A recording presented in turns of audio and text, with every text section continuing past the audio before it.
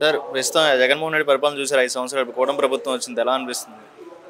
అదంతా అక్కడ రౌడిజం ఎంత భూమి కబ్జాలు చేయటం. నాదిగాడు ఇప్పుడు అతను వైసీపీ నాయకుడే పొలం కబ్జా చేశాడు. జగన్ పరిపాలన ఉన్నప్పుడు పేద ప్రజలకు కానీ ఎవరికి ఇబ్బంది పెట్టనన్నారు కదా. ఇబ్బంది ఏందండి, ఇప్పుడు 2 సంవత్సరాల నుంచి తిరుగుతున్నానండి. నా చేను కబ్జా చేసి ఆఫీసుల చుట్టూ కలెక్టర్ కాడికి పోయి తిరిగినా కూడా ఫలితం లేదండి. అందుకని చంద్రబాబు నాయుడిని కలవటానికి వచ్చానండి. వైసీపీ నాయకుడు అండి నా పొలం కబ్జా చేసింది. అదేంటి కబ్జాలు ఇవన్నీ జరుగుతున్నాయి. గత గవర్నమెంట్లో ఏం జరగలేదని జగన్ గారు అంటున్నారు కదా. తిరిగినా కూడా అక్కడ ఆఫీసర్లు సర్వేర్లు వాళ్ళకి అమ్ముడు పోయి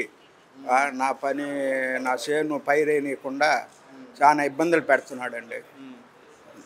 ఇప్పుడు ఈ కూటమి ప్రభుత్వం చంద్రబాబు నాయుడు వచ్చింది నమ్మచ్చంటారా? ఇలాంటి వ్యక్తిని నమ్మచ్చంటారా? బాగుందండి. చంద్రబాబు నాయుడు వచ్చి నాకు అన్ని క్యూర్ అవుతున్నాయి, అందరూ బాగా చెప్పుకుంటున్నారు, ఆయన పరిపాలన బాగుందని. అందుకని ఇక్కడికి వస్తే సమస్యలు క్యూర్ అవుతాయని ప్రకాశం జిల్లా నుంచి వచ్చామండి. అదే చంద్రబాబు నాయుడు అభివృద్ధి పరంగా ముందుకు తీసుకెళ్తాడంటే నిన్న పంచాయతీ పండుగ జరిగింది కదా, పంచాయతీలో సభలు పెట్టినారు. 13,000 పైన కూడా పంచాయతీలు అనేది నిన్న ఫండ్స్ ఇవ్వడం జరిగింది. ఎలా అనిపిస్తుంది మీకు పంచాయతీలో అభివృద్ధి ముందుకెళ్ళిందంటే? పంచాయతీలు కూడా బాగానే ఉందండి. ఇంతకుముందు జగన్ ప్రభుత్వంలో పెట్టలేదండి. ఇప్పుడు ఈయన వచ్చినాక అన్ని పంచాయతీలు అన్ని క్యూర్ చేస్తున్నాడండి.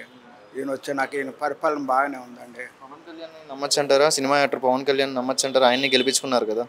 పవన్ కళ్యాణ్ మాకంతా ప్రకాశం జిల్లా టీడీపీనండి. మేము వాళ్ళ మీద ఆధారపడుతున్నాం. టీడీపీ ఎందుకు అంత నమ్మకం? ఎందుకు మీరు జగన్ గవర్నమెంట్లో నమ్మకం లేదా మీకు? జగన్ మీద నమ్మకం లేదండి.